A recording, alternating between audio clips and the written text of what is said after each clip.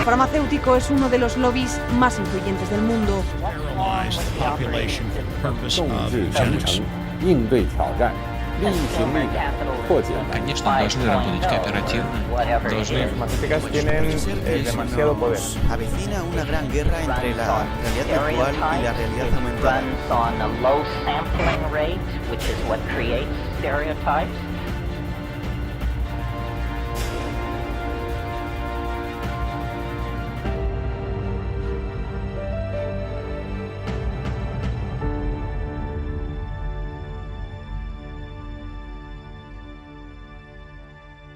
Hola, ¿cómo están?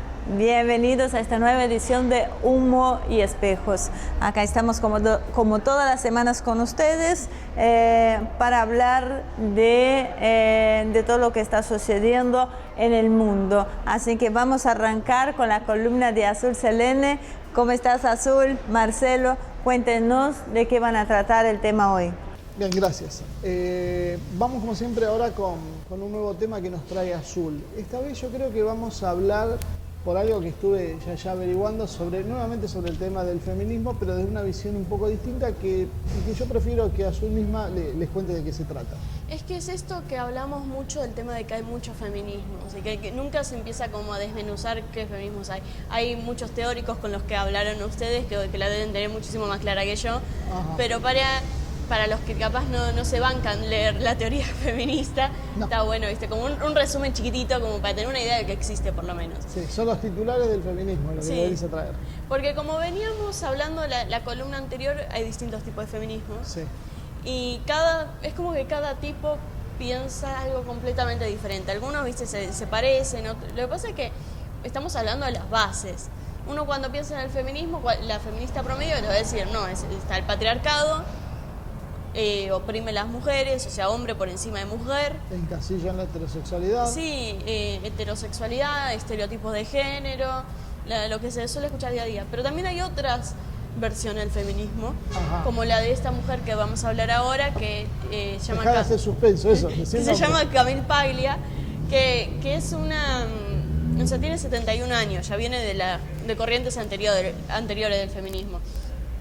Ella rechaza totalmente esta tercera ola feminista y ella primero dice que ya desde los 70 hay un problema acá, porque decía que la ola feminista de los 60 tenía en cuenta a la clase trabajadora, esa venía desde abajo, esto es lo que dice ella, que venía desde abajo, entonces era con conciencia de clase, eran mujeres fuertes en serio, mujeres que se la bancaban, y que ya a partir de los 70 más o menos se empezó a hacer el feminismo elitista y que se volvió un feminismo para chicas blancas de clase media alta, para chicas en la universidad, para profesionales. Sí, por lo menos quienes los lideran, te diría que no está muy desacertada.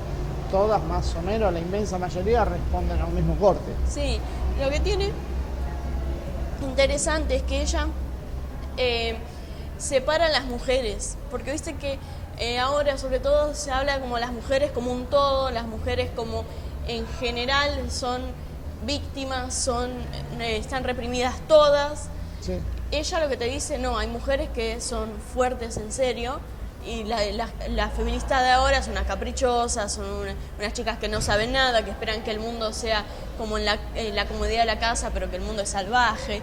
Claro. O sea, como más realista. Y cree que la realidad del mundo básicamente es porque ellas son mujeres y las atacan. Sí, y niega un montón de cosas que se afirman hoy. Una de las cosas que dice es que es feminista igualitaria. Dice, o sea, si yo hago el mismo trabajo de vos, que nos paguen igual. Sí. Y dice que la brecha salarial que se habla ahora es una estupidez. Dice, son estadísticas incomprobables y irrebatibles. Entonces, o sea, no existe la brecha. No existe la brecha. No existe el patriarcado. Te niega el patriarcado también. ¿Y qué decía de la heterosexualidad? Y sobre ella, por ejemplo, de la homosexualidad, bueno, te dice que es polémico. Ella es lesbiana. Sí. Y te dice, en mi opinión, las campañas contra el acoso escolar, por loables que sean, no deben escorarse hacia el respaldo político de la homosexualidad. Los estudiantes deben tener la libertad de crear grupos que puedan identificarse como homosexuales, pero las escuelas en sí deben permanecer neutrales para que la sociedad evolucione por sí misma. Obviamente está en la mira de todo el feminismo actual. Y sí, o sea, esto es lo que tiene. no la quieren, sí, las feministas más actuales. Ajá. Entonces tiene eso, es criticada por sus mismas, pero igual ella las critica a las otras, entonces como que no se llevan. Sí, es una de las tantas diferencias de este movimiento tan diverso, amplio Sí. y contenedor. Desde tan contenedor no tiene forma propia. Hasta del tema sobre el aborto, ella te dice, yo siempre estoy a favor de lo que elija la mujer, Sí. o sea, es pro aborto legal, pero te dice, yo no le falto el respeto a los antiabortistas. Yo... Y que está a favor de incluirlos en las marchas. Sí, está a favor de que si una mujer es pro vida en términos acá, que igual pueda ir a la marcha, pues sigue siendo mujer. Y eso, claro, choca, porque acá, viste, ya últimamente estar a favor o en contra del aborto es como que te define como persona, y si estás en contra del aborto te bajan la persiana y se terminó ahí. O sea, cualquiera que sea feminista tiene que ir con el pañuelo verde colgado. Sí. Y te dice, o sea, una de las cosas que dices es eso, en su condición de veterana del feminismo prosexo, que incluye la pornografía y prostitución, Paglia instó a las mujeres jóvenes a seguir defendiendo el individualismo y el pensamiento grupal. Dice, ese es el auténtico feminismo. Ahí nos empezamos a meter en otra parte. El plan B del feminismo. Sí. Tenemos el plan A, que es el que todos estamos conociendo y padeciendo, toda esta locura de género, toda esta cantidad de no sé si aberraciones es la palabra, pero todas estas cosas poco representativas del sentir de cualquier ser humano hoy en la Tierra, que esté fuera de estos grupúsculos, pero que tiene un enorme poder y que está causando cada vez más rechazo. Pero, ojo, el feminismo tiene un plan B a esto. Es que Hay claro, múltiples feminismos. hay múltiples feminismos, y ella tiene un discurso que es atractivo para el que no es feminista, claro, o sea, para la mayoría de la gente. O sea, para el 90% de la población Claro. el discurso calza, decís, por fin una mina Siempre tiene inteligente. cosas interesantes, son Sí. cosas que podés hablar y que podés leer. Sí, de hecho es mucho más interesante Sí. que cualquier otra cosa que podés ver del feminismo actual que uno ve en algunos medios. Pero claro, o sea, siendo feminista y criticando al feminismo actual, que eso es lo que quiero que sea como el factor común, o sea, la crítica al feminismo actual, desde ahora hay crítica al feminismo actual desde, por ejemplo, los libertarios o de los antifeministas en general y de otros grupos del feminismo como este. Entonces, ella lo que dice es que no hay que desdeñar la importancia del capitalismo a la hora de independizar laboralmente a la mujer. Entonces, tenemos una feminista con todo lo anterior, que es libertaria y procapitalista. No cualquier feminista, Camille Paglia. Que es una figura importante Claro, dentro es del una feminismo. referente del feminismo más pensante o de muchos que no adscriben al feminismo, pero intentan no ser muy bien, o sea, abren espacio de descontención. Entonces, claro, las descoloca a las feministas porque hay mucha feminista trosca Sí. hoy acá que le venís a decir eso, y entre eso, lo de que decía de las marchas, dice que se incluyen a todas, lo de que les dice que son unas caprichosas, que no existe el patriarcado, el heteropatriarcado. O sea, Las descoloca, por eso tira no la por quieren. tierra todas las bases del feminismo moderno. Claro. Es reflexiva, es inteligente, sabe de lo que habla, demuestra lo que habla, pero en algún momento le destiñe y aparece la beta. Estados Unidos es lo mejor que le pasó a la mujer, el capitalismo es lo mejor que le pasó a la mujer. Todo bien, cada uno puede pensarlo, le puede parecer maravilloso, pero entonces pónganse de acuerdo de dónde hablan. Claro, ¿Hablan es desde eso. el capitalismo o desde el anticapitalismo? Porque si no es muy fácil. Es que es eso, y te vuelven de nuevo, sí, pero son distintos tipos, pero no tienen, literalmente no tienen Claro. algo común. Entonces vamos a decir, hay distintos tipos de machismo. Sí. Hay machismo que son anticapitalistas, hay machismo capitalista, hay machismo que son golpeadores y hay machismo que no son golpeadores. Entonces, no sirve generalizar tanto porque no se entiende de qué estamos hablando. Sí, y es interesante el tema de cómo cualquier crítica al feminismo parece ser desde una postura procapitalista. Sí. Siempre. O sea, sé que existen otras posturas, pero las que se ven es eso. Feminismo procapitalista, pues también hay feministas de Cambiemos. Sí. Y muchas. Y dentro de los antifeministas parecen ser todos, viste, que les dicen, vos tenés tu derecho gracias al capitalismo, si no estarías como en Medio Oriente con un burka y que no, o sea, Ahora. es para analizar eso. Sí. Es para pensar, es para saber dónde estamos parados, es para tener en cuenta que el feminismo al final termina siendo lo que venimos diciendo desde hace mucho tiempo en este programa y que nos está costando también cierta marginalización, cierta marginalidad en algunos aspectos, porque nos han cerrado muchas puertas, como todos ustedes saben, y es que esto es algo generado desde el capitalismo, no es algo anticapitalista. Y a mí lo que me molesta es que no lo admitan, o sea, que nieguen la relación con el capitalismo, porque si vos decís, bueno, hablan desde el capitalismo, pero es porque lo creen y se puede debatir de otra forma. Acá es tipo negar la misma esencia. Es que nunca tenés por dónde abordar el tema, porque cuando vos dijiste algo te contestan con otra cosa, cuando vas para ese lado te contestan desde otro lado, o sea, muy bien pensado, la verdad está muy bien pensado, porque un aplauso para el que lo claro, es algo tan fluido que nunca lo lográs abarcar y siempre tiene una salida. Obviamente es una salida para alguien que no profundiza en el tema, porque si no todo esto se cae a pedazos. Así que Azul, no sé, ¿te quedó algo pendiente o ya volvemos con el programa? Volvamos que ya me están haciendo señas. Bueno, entonces Ivonne, seguimos con vos con el programa y acuérdense, Camil Paglia, le vamos a dejar el link para que lean la nota al pie en la descripción del video. En la descripción del video, ahí está, muy bien, gracias. Muy bien, Azul, muchísimas gracias. Como siempre, muy interesante. Va a dar mucho que hablar porque son temas que nosotros venimos tratando con cierta continuidad, ¿no es cierto? Así que gracias a Pizzería Greco, que está en Juan B. Justo López de Vega, por cedernos el espacio para estar con ustedes acá todas las semanas. Así que muchísimas gracias para acompañarnos. Los llevo un pequeñísimo corte y enseguida volvemos con nuestro invitado de hoy.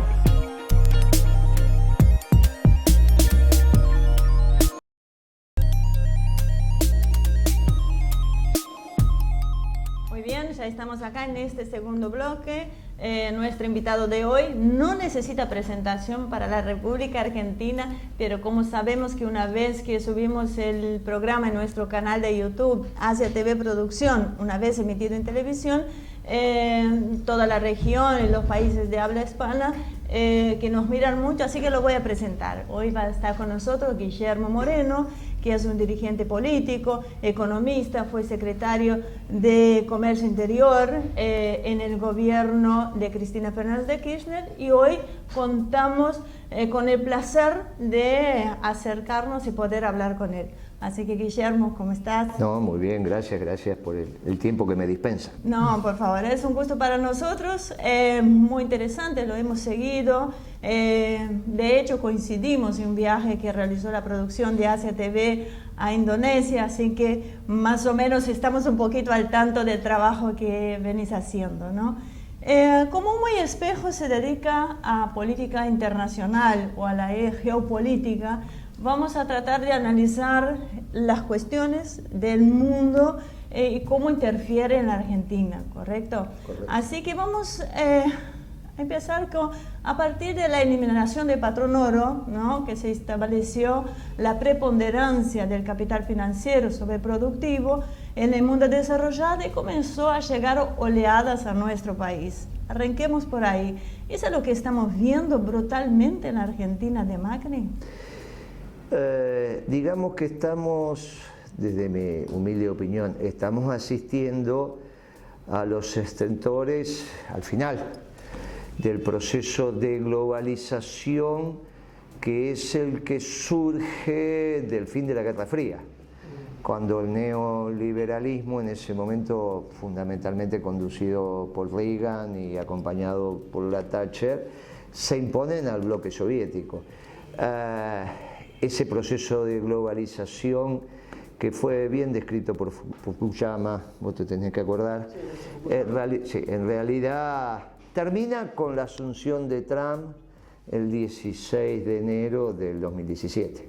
Trump hace toda su campaña diciendo que va a administrar el comercio exterior, que es lo que habíamos hecho nosotros en el 2012.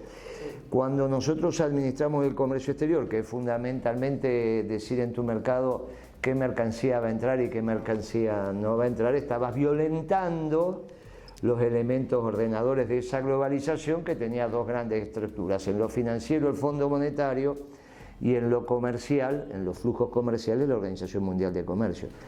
En nuestro gobierno nosotros tuvimos tensiones con el Fondo Monetario, pero no nos peleamos con el mundo. Cuando tuvimos tensiones con la Organización Mundial de Comercio, sabíamos que nos íbamos a pelear con el mundo, ergo nos peleamos con el mundo. Primera conclusión, en realidad incluso en el proceso de globalización, el elemento rector, mal que le pese en general a los sectores socialdemócratas o los residuales marxistas, seguía siendo la economía real, seguía siendo la Organización Mundial de Comercio.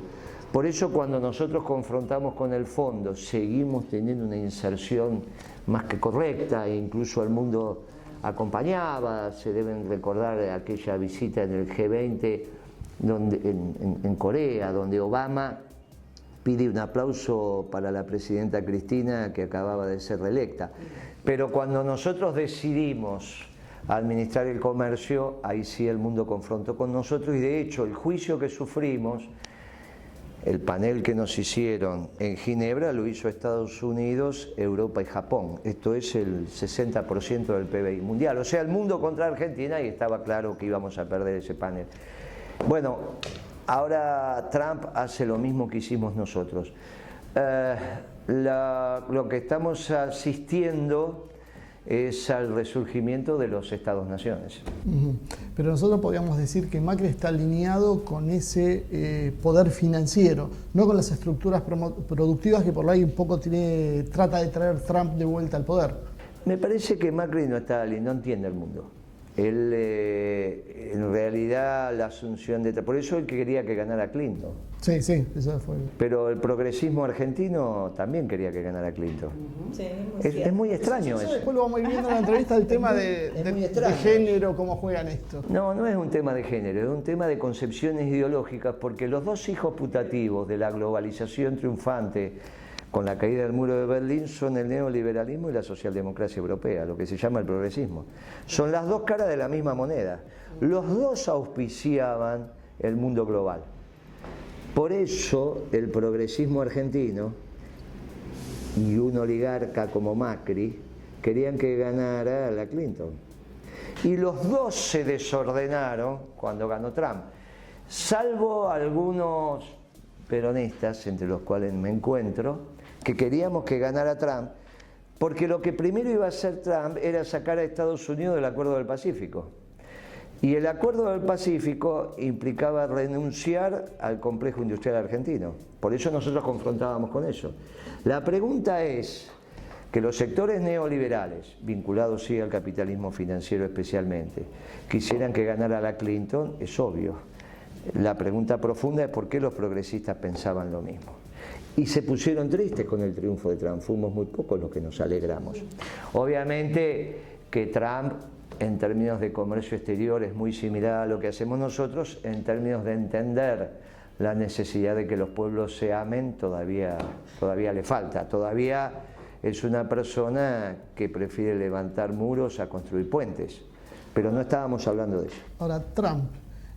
¿Hoy podemos considerar que es el mismo Trump que asume? Porque empiezan a haber algunas señales como que le estarían doblando el brazo. No lo veo, al contrario, no, creo que... El tema de ir y venir en Siria, el problema de Venezuela... No, para nada, porque a Trump vos lo tenés que analizar desde la Administración del Comercio y de los intereses centrales norteamericanos, y en eso la economía norteamericana ha pegado un crecimiento extraordinario desde la asunción de Trump.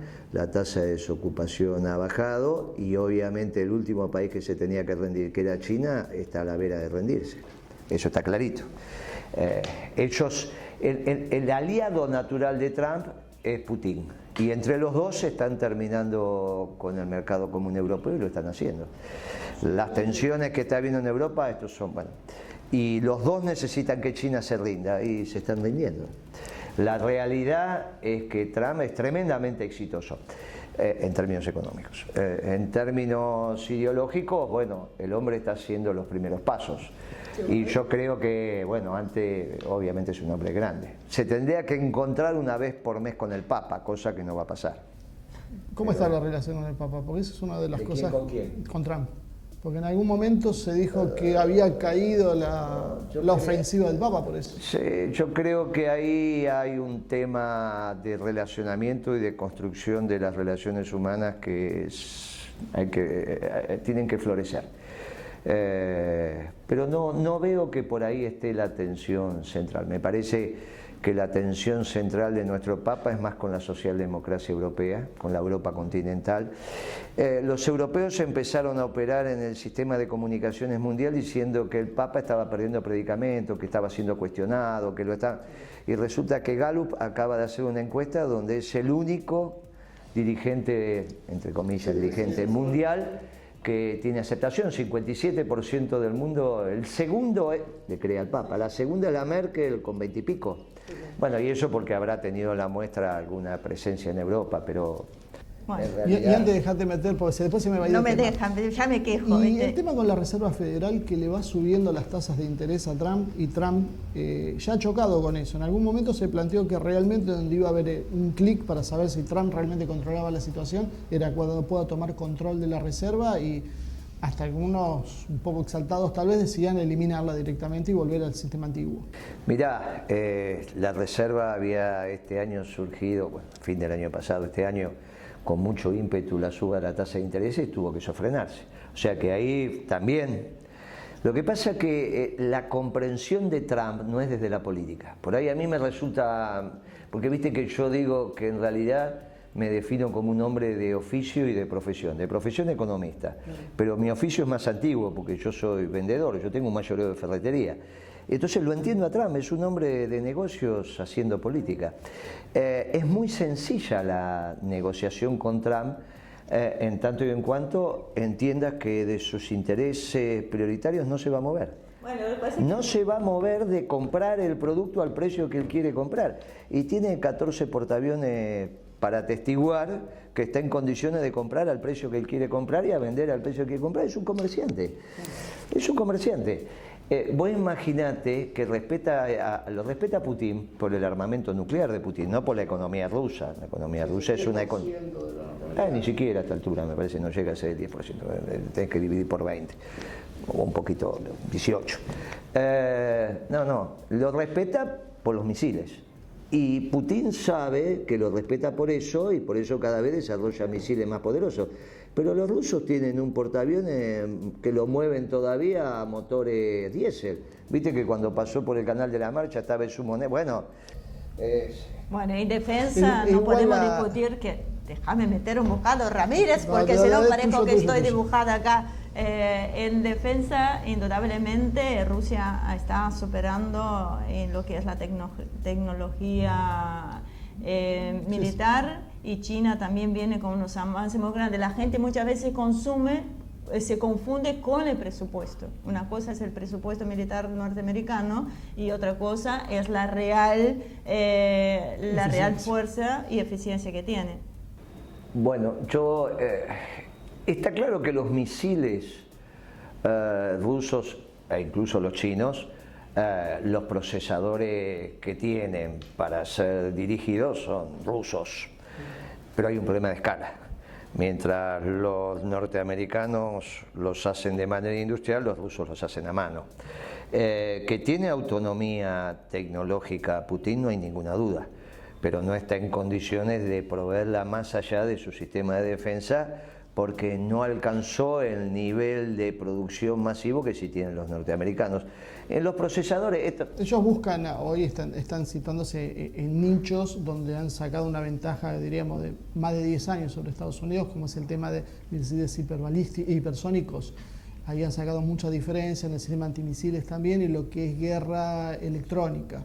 En esas cosas ellos se focalizan en pequeñas cosas que le garanticen la superioridad, sobre todo que no los puedan atacar. Muy bien, ahí nos pusimos de acuerdo, porque si no, cuando a mí me dicen que la Argentina es un país que hoy no está en condiciones de ser defendido, yo digo, no, ustedes se equivocan. La Argentina está en condiciones de ser invadida, pero también está en condiciones que el invasor no se pueda quedar. Bueno, esta es la visión de la nación en armas. Es una vieja visión, una conceptualización suiza, una conceptualización del ejército israelí, y una conceptualización de la nación en armas como concepto del peronismo y que yo suscribo. Por lo cual Mao decidió que su fuerza central era la infantería china. Ahora, una cosa es que vos tengas capacidad de que no te puedan entrar y otra cosa es que vos tengas capacidad de ir. El único que tiene capacidad de ir es Estados Unidos. Tiene de 12 a 14 portaaviones operativos y yo te diría que en caso de conflicto en 6 meses tiene 20 portaaviones más operativos rápidamente, que los tiene y no los vuelca al mar porque no el costo operativo de eso, pero que está en condiciones de poner más. No hay ningún país en el mundo que esté en condiciones de generar ese aparato de defensa, que es al margen del presupuesto. Ahora, eso no significa que puedan entrar en China, que puedan entrar en Rusia e incluso que pudieran entrar en la Argentina. Son dos visiones distintas. Ahora, cuando vos te sentás en la mesa de negociación, que vos tengas la capacidad de entrar, es una capacidad de entrar. Eso solamente lo tiene hoy Estados Unidos. El diferencial en el aparato, en el complejo industrial militar norteamericano con el resto del mundo es prácticamente el mismo diferencial que hay en la economía. Ahora, al único que respeta a Trump de verdad, en términos de poder terrenal, es a Putin. Por eso son socios, eso no tengas duda. ¿Y por qué China entonces está cayendo?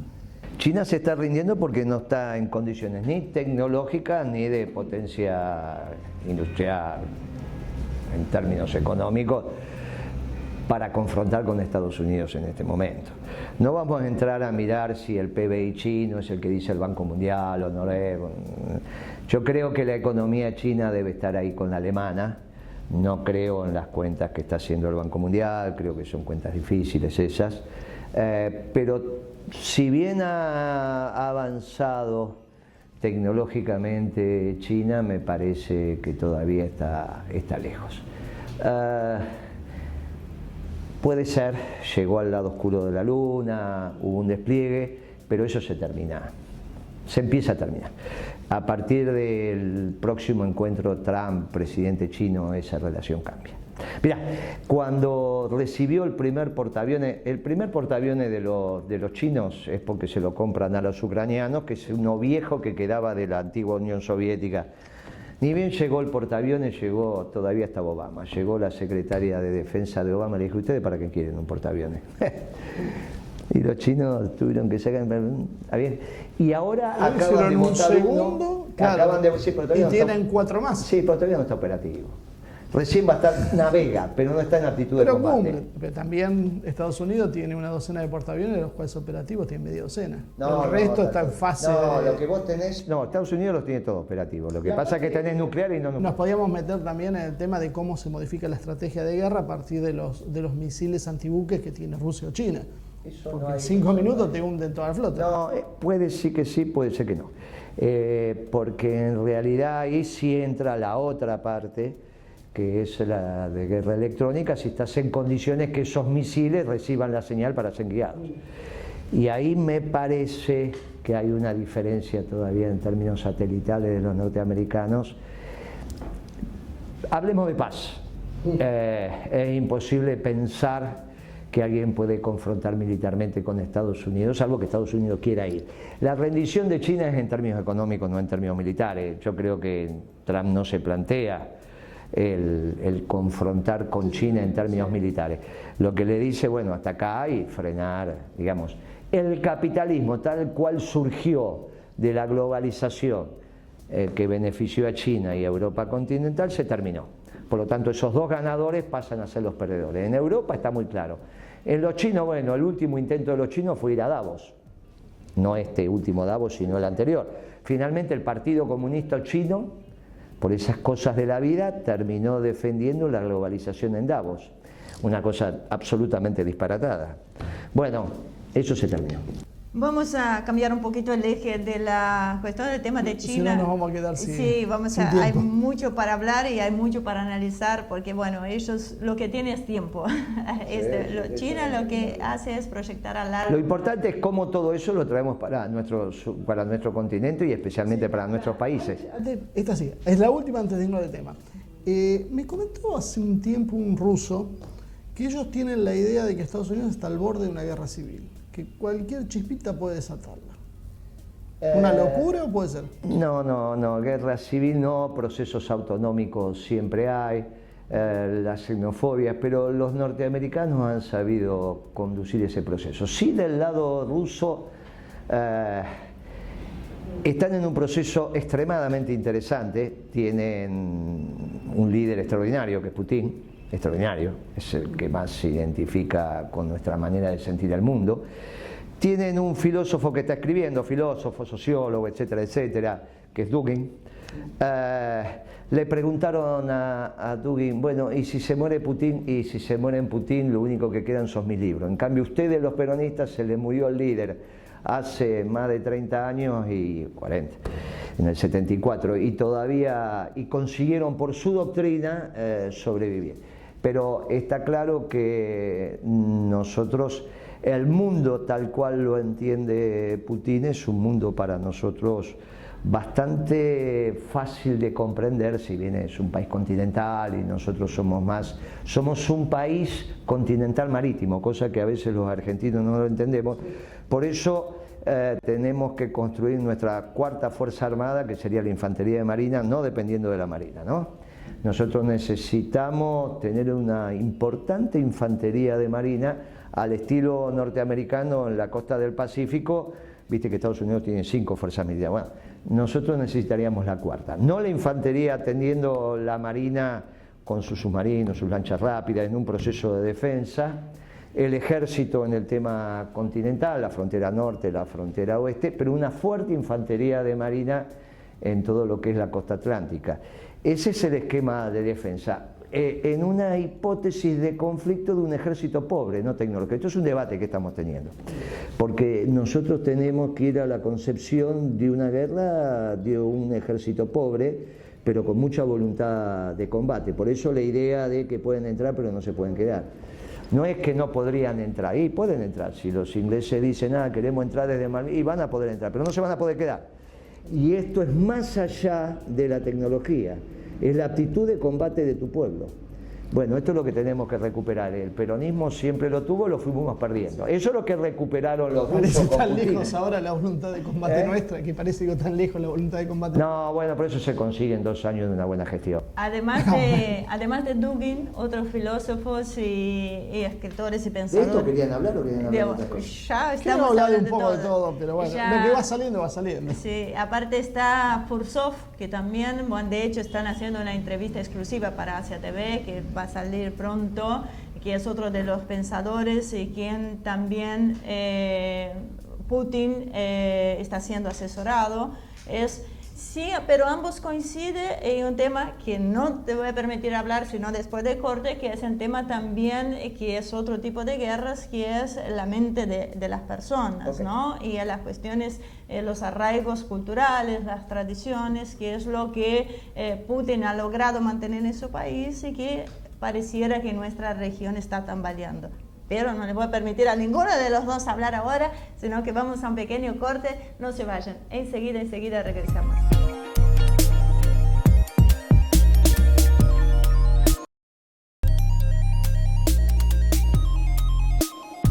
Muy bien, ya estamos acá de regreso en este segundo bloque. No nos va a alcanzar el tiempo, ya se darán cuenta. Esperamos poder enganchar a Guillermo y otras oportunidades, porque sin dudas es una charla muy interesante.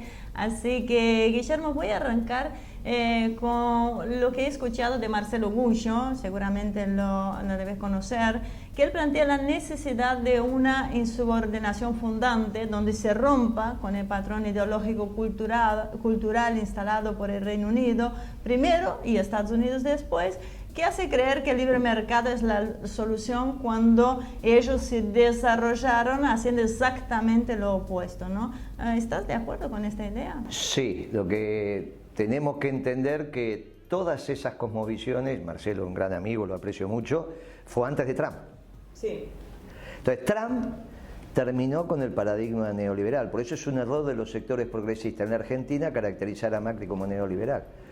No había ninguna ola neoliberal sobre Latinoamérica porque no hay quien conduzca hoy el neoliberalismo en Occidente. Si no conduce Occidente, Estados Unidos, no conduce nadie. Muy bien, Estados Unidos hoy no es neoliberal, al menos que alguien me explique que se puede ser neoliberal y administrar el comercio exterior. Por eso la comprensión del fenómeno político desde la especificidad de la economía a veces tiene sus ventajas. Entonces, esto era como cuando los marxistas discutían, fin del siglo XIX, si era posible una revolución global sin una revolución comunista en Estados Unidos, que es donde se estaban desarrollando las fuerzas. Bueno, todo eso fue una discusión. Mao arrancó con la fuerza revolucionaria de los campesinos, Rusia fue... Bueno, el tema es, en Estados Unidos se produjo un fenómeno que hace 10 años atrás era imposible de imaginar, que era que renunciara al libre comercio, renunciara al mundo que lideró, y esto es lo extraordinario, para mantener la hegemonía por los próximos 30 años, destruyó Estados Unidos el mundo que lideraba, y lo está reconfigurando desde una relación de poder donde ellos son fuertes y se alía con el único que tiene parecida fortaleza, no en términos económicos y militares, sino en el insumo difundido más importante que hoy necesita el globo, que es la energía. Estados Unidos generó una revolución que no la generó Trump, la generó Bush hijo, en 2 o 3 discursos, sobre todo 2 muy interesantes, cuando él en el 2004 dice: una potencia como Estados Unidos no puede depender del suministro energético de terceros países. Y empieza y habilita no solo el offshore, sino el shale gas. 6 años después comienza la revolución energética norteamericana y el mundo que conocimos dejó de existir, porque entre otras cosas el mundo que conocimos eran los conflictos generados por los Estados Unidos por el suministro energético. Pero a partir de que Estados Unidos va alcanzando el autoabastecimiento, imagínate que este año quizá Estados Unidos ya se transforma en el principal exportador de energía, ya es el principal exportador de gas, se puede transformar en el principal exportador de petróleo, exportador, ¿eh? Es una cosa impresionante. Muy bien. Hoy ellos están generando 3 millones de barriles de petróleo diario, tonelada equivalente de petróleo en términos de shale. Es impresionante. El único que le podría confrontar eso era Putin. Y salió con Putin. Contra los que no tienen energía. ¿Quiénes son los que no tienen energía? Europa y China, que precisamente son los dos que tienen conflicto. ¿Y por qué no va a haber paz en Medio Oriente? Y no va a haber paz en Medio Oriente porque es la única región del globo que se podría transformar en un abastecedor de energía global. ¿Cómo no se transforma Medio Oriente en un abastecedor confiable? Si no hay paz, no va a haber paz. Lamentablemente no va a haber paz. ¿Y qué opinas de la doctrina Rumsfeld-Zebrowski, esta de producir qué es lo que se aplicó en Libia, en Siria, que tal vez viene a la mano con esto? O sea, ya destruir los estados-nación, hacerlos desaparecer, generar en realidad una serie de tribus que terminen peleando entre ellos y que ese modelo ahora lo intentan aplicar en lo que es la cuenca del Caribe, Centroamérica. No creo en eso. Lo que no se terminó... Mira, yo tuve un debate muy interesante. Yo me estaba yendo del gobierno en el 2011, plena primavera árabe. Y entonces me llama para comer el embajador francés. Le digo, mire, yo me estoy yendo del gobierno, ¿no? ¿Para qué voy a comer? El embajador de aquel momento. No, pero nosotros sabemos la impronta suya en el gobierno, queremos conversar con usted. Pero me estoy yendo, espere que nombran ya el nuevo secretario de Comercio. Después me quedé 2 años más. Pero nombran al nuevo secretario, usted lo invita a comer, conmigo que va a hablar. No, pero queremos comer con usted, una mesa de 4 personas, bla, bla, bla. Bueno, me invitan a comer, voy a comer, no tengo ningún inconveniente. Entonces estaba el agregado cultural francés, que debía ser alguno del servicio secreto francés, viste cómo es esta historia, no lo vamos a explicar, el embajador, algún otro. Y entonces, era una charla muy amena, muy amena, muy amena. Y entonces el embajador, un sociólogo interesante francés, yo le digo, bueno, hace rato que no leo cosas de los franceses, ¿cuándo van a volver a escribir en la Sorbona? Porque hace rato que no escriben. Bueno, y entonces me dice, bueno, ahora vamos a volver a escribir, porque lo estábamos esperando desde hace muchísimas décadas y no lo conseguíamos. Finalmente, Moreno, la Revolución Francesa llegó al norte de África. Y entonces yo me digo, qué interesante, embajador. Usted sabe que hay un ala muy minoritaria, extremadamente minoritaria de nuestro gobierno, diría, somos muy poquitos, pero que piensa que es al revés. que piensa que la Revolución Francesa acaba de terminar en el norte de África. Y vos sabés que a partir de ese momento no comieron más ninguno de los 3 franceses. No comieron más, no comieron más. Me pidieron que le explicara y yo creo que en realidad terminó la Revolución Francesa. Y parte de este fin de la Revolución Francesa también tiene que ver con el surgimiento del Papa Francisco y la posibilidad de que el peronismo vuelva a gobernar la Argentina, porque nosotros somos el único movimiento nacional con una doctrina de amor y paz. Los anteriores movimientos nacionalistas, en realidad con categorías eurocentristas, eran xenófobos e imperiales. Pero hay otro nacionalismo, que es el nacionalismo que tiene su doctrina, que es una doctrina de amor y paz, que es la doctrina del movimiento nacional justicialista. Y yo creo que el mundo va hacia esa tensión entre los nacionalismos. El nacionalismo xenófobo, el nacionalismo de amor y paz. Uno lo encarna el Papa Francisco cuando dice necesitamos un poliedro. ¿Qué es el mundo? ¿Es una esfera? No, no es una esfera, donde todos los puntos son equidistantes del centro iguales. El mundo son esos múltiples pueblos que necesitamos, es un poliedro irregular. Pero todos necesitamos construir puentes, no levantar muros. Claro, yo no le voy a pedir esta definición a Trump, si llega a la política hace poco, pero bueno, y el globalismo está terminado. Pero por eso te digo, Trump en realidad sirvió porque terminó con el mundo globalizado que había sacado a los socialdemócratas, que finalmente, ¿qué son los socialdemócratas? Los marxistas reciclados de la caída del muro de Berlín, son estos chicos finalmente, ¿qué es? Aparte de Greenpeace, que puede responder al sistema de relaciones exteriores francés, al margen de eso, ¿qué son los ecologistas, como decían algunos por ahí? Son los marxistas reciclados.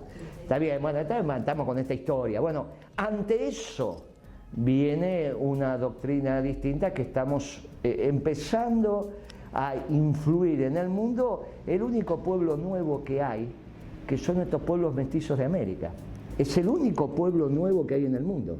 Los demás son todos mundos, nosotros somos los pueblos nuevos. Este mestizaje que se dio en nuestra América.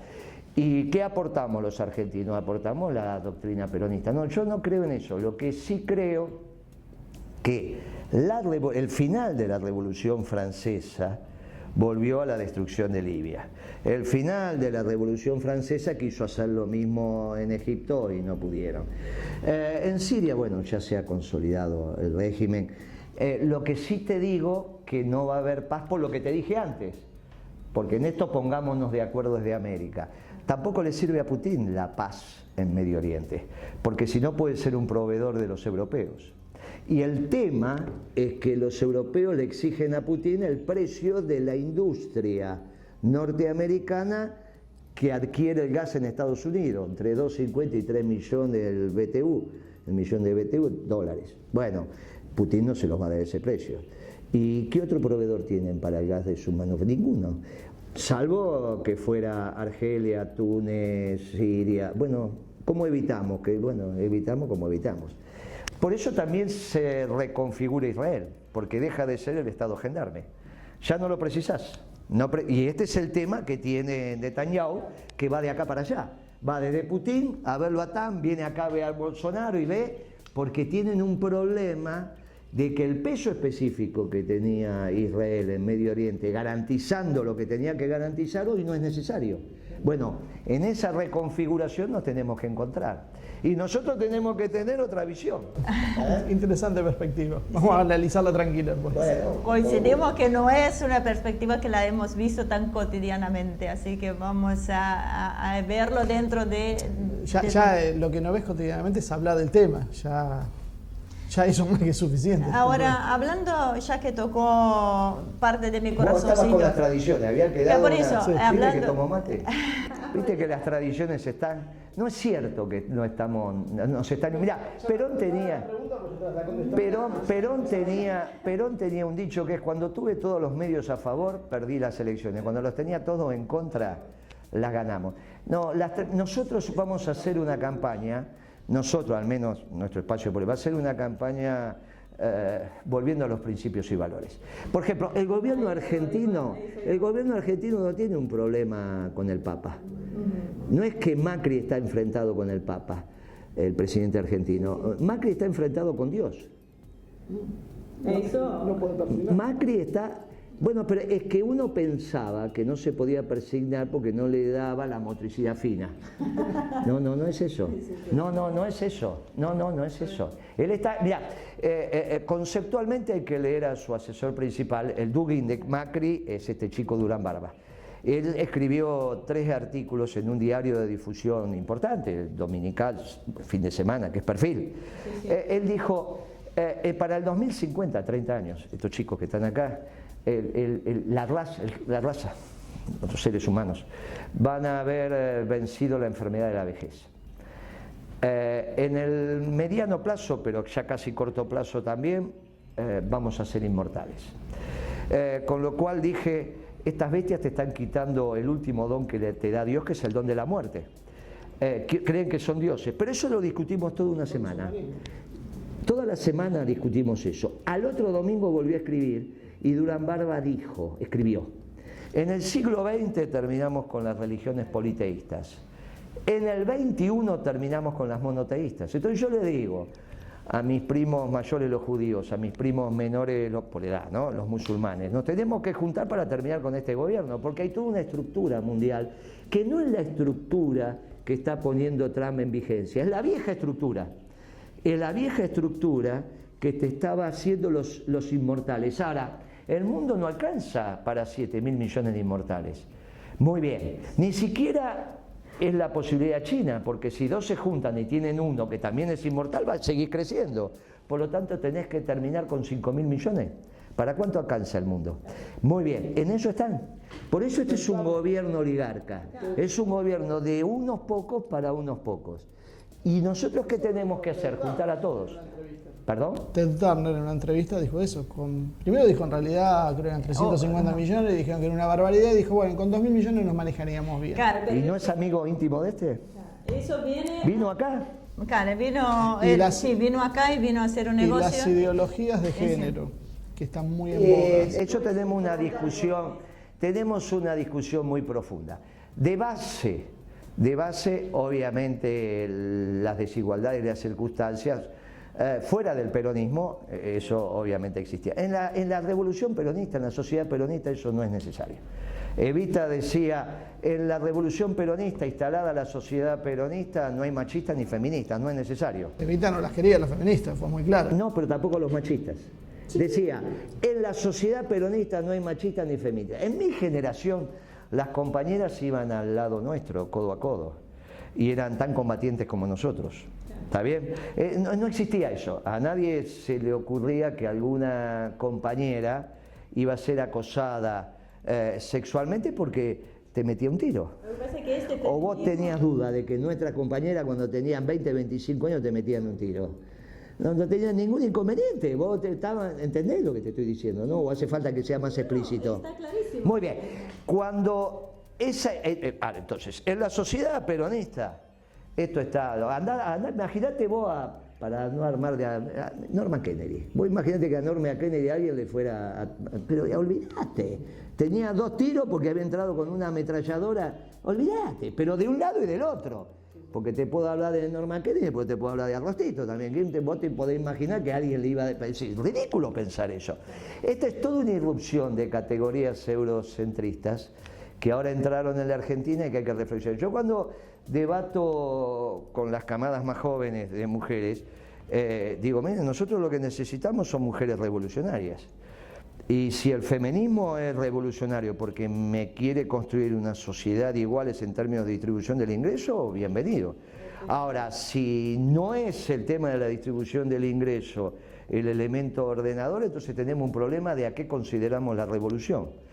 Y quizá la revolución cambió de categoría, entonces ya no es revolución y es el mundo de los 2000. Bueno, tenemos un tema que tenemos que reflexionar. Sobre eso pongo el pensamiento de vista diciendo en la sociedad peronista no hay machistas que son detestables y tampoco es necesario el feminismo por lo tanto. Bueno, nos encontramos. Fue polémico en las redes esta frase, nosotros somos uno de los que llevamos, porque es verdad que este feminismo actual lo que lleva es un enfrentamiento entre el hombre y la mujer. Y desde toda la vida siempre ninguna mujer nos está diciendo de no tener igualdad de derechos en condiciones, pero este enfrentamiento realmente nos va a llevar... En el peronismo yo eso no lo estoy viendo. Obviamente que las posiciones que tomamos en esa dirección, la rama femenina nuestra es la que la fija y nosotros acompañamos, pero acá en el peronismo siempre fue codo a codo. Y vos fíjate que en el peronismo siempre hubo parejas que fueron las que te atacaron, empezaron por Perón y Eva, pasando por todas las demás y terminando con Cristina y Néstor, siempre fueron parejas. Por eso decimos siempre, y volviendo al tema de las tradiciones, que estas nuevas ideologías que son importadas, que no son nuestras, vienen a destruir la familia y vienen a destruir también nuestras tradiciones. Y como... Bueno, en la Argentina tenemos una doctrina nacional que es el peronismo. No todos los pueblos lo tienen.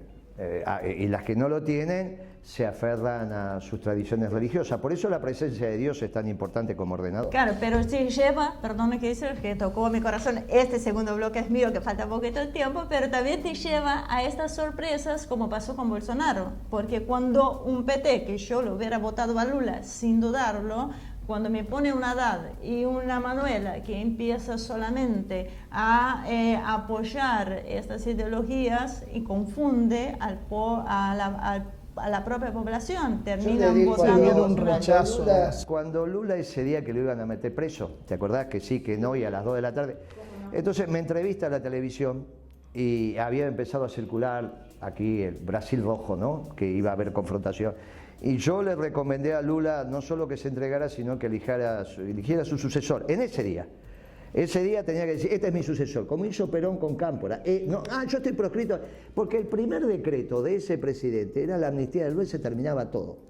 Porque los proyectos no son personales, los proyectos son colectivos.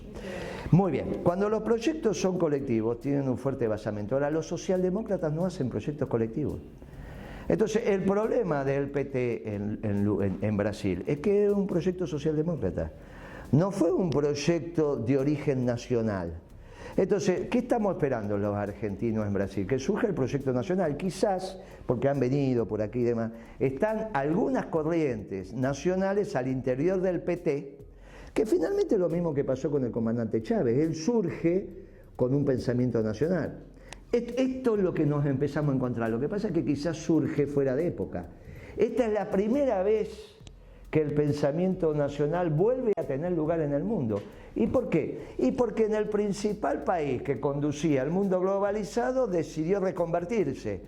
Y eso para nosotros es extraordinario, porque aparte por el otro lado viene Putin. Los problemas nuestros, en todo caso, para estos pensamientos, son los que todavía tienen una construcción globalizadora. Los chinos y los europeos continentales. Los europeos continentales con la socialdemocracia, que a su vez confrontan con el Papa. Y los chinos porque son el viejo marxismo, que es el único esquema que ha quedado. En lo económico podemos discutir, pero como concepción no. Obviamente que uno quiere a los chinos, pero la visión que ellos están teniendo del mundo no es una visión favorable para la expresión de los movimientos nacionales. Y nosotros lo que necesitamos es articular el movimiento nacional de la Argentina, que tiene una expresión que es el peronismo. Esperar pacientemente que surja en Brasil sobre el colapso de Bolsonaro. Ahí va a surgir un movimiento nacional. Y mientras tanto Argentina va a estar haciendo ese eje Buenos Aires, Lima, Bogotá, Caracas. Es el viejo eje de la hispanidad, donde tenemos que esperar con paciencia que los brasileños hagan su proceso, que obviamente no es con el PT, es desde adentro del PT el ala nacional. Bueno, esto es lo que tenemos que esperar. ¿Qué hacemos con la deuda mientras tanto? Y es la última pregunta, porque ya no... Ningún negocio quiebra por la deuda. Un negocio quiebra cuando no puede vender, porque no le dan los precios.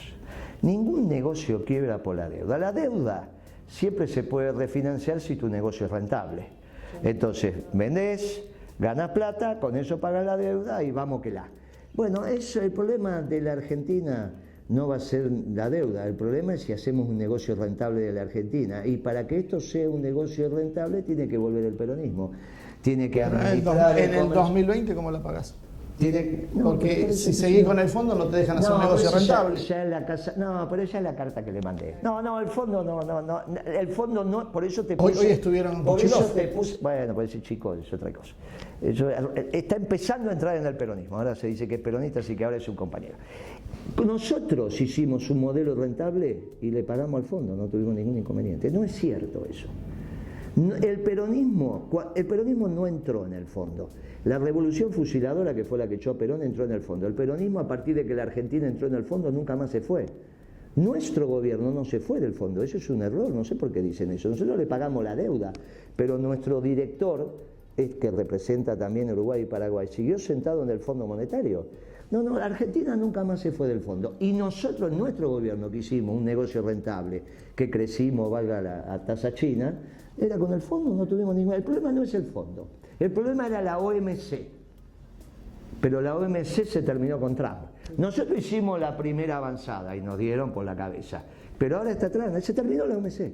El problema era la OMC, no el Fondo Monetario. Lo que pasa es que tenés que tener una visión desde otro lado de la economía. El problema es que acá los banqueros con el que se pusieron de acuerdo fue con Lenin.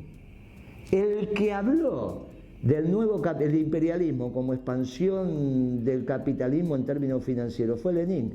Y coincidió en términos temporales, históricos con los banqueros. ¿Qué necesita un banquero? Que vos digas que lo más importante es la plata. ¿En qué se equivocaron los nuevos marxistas, los de la Revolución del 17? De creer que eso era así. Bueno, nosotros que vemos la economía desde la economía real, demostramos en nuestro propio gobierno que el problema no era la deuda. Si nosotros crecimos y pagamos la deuda. Entonces vamos a volver a hacer lo mismo. En todo caso, lo que vas a hacer con el fondo es renegociar y decir, bueno, mirá, tiramos para acá, venimos para acá, como en cualquier negocio. Si vos tenés un negocio rentable, la deuda siempre la refinanciás y la pagás. Guillermo, muchísimas gracias. Me he dado cuenta, bueno, realmente algunas respuestas vamos a tener que ver nuevamente el programa como para volver a analizarlas porque no están dentro de lo que escuchamos habitualmente. Y me di cuenta que muchas veces el problema no es las respuestas, sino que son las preguntas en los grandes medios de comunicación. Así que muchísimas gracias. Ustedes han hecho un reportaje extraordinario. No es común que los periodistas vengan y tengan este nivel de formación, así que al revés, yo los felicito a ustedes porque fue necesaria una conversación profunda porque las preguntas se nos nota, no es que hablé de Dugin y no sabía de qué estaba hablando.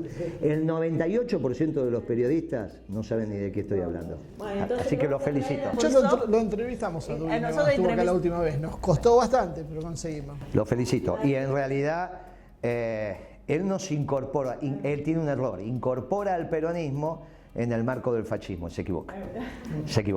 Pero bueno, eso lo vamos a debatir con él y vamos construyendo juntos. Esperamos que sea, esperamos también contar con tu presencia en otra oportunidad. Claro, cómo no, es un placer. Muchísimas gracias. Gracias por Muy haber bien, venido. hasta acá llegó el programa de hoy. Me imagino que también están ahí diciendo, no, terminó, pero bueno, terminó por hoy. Así que ya volveremos a estar, Humo y Espejos, este año tan candente va a estar ahí disipando este humo que aparece en todo el mundo en las noticias y este espejo que en realidad nos refleja una imagen diferente de la realidad. Así que seguiremos con mucha atención este año electoral en la Argentina y lo que está sucediendo en el mundo. Muchísimas gracias nuevamente. Los invito a suscribirse a nuestro canal de YouTube, Asia TV Producción, y nos vemos la semana próxima con más una edición de Humo y Espejos.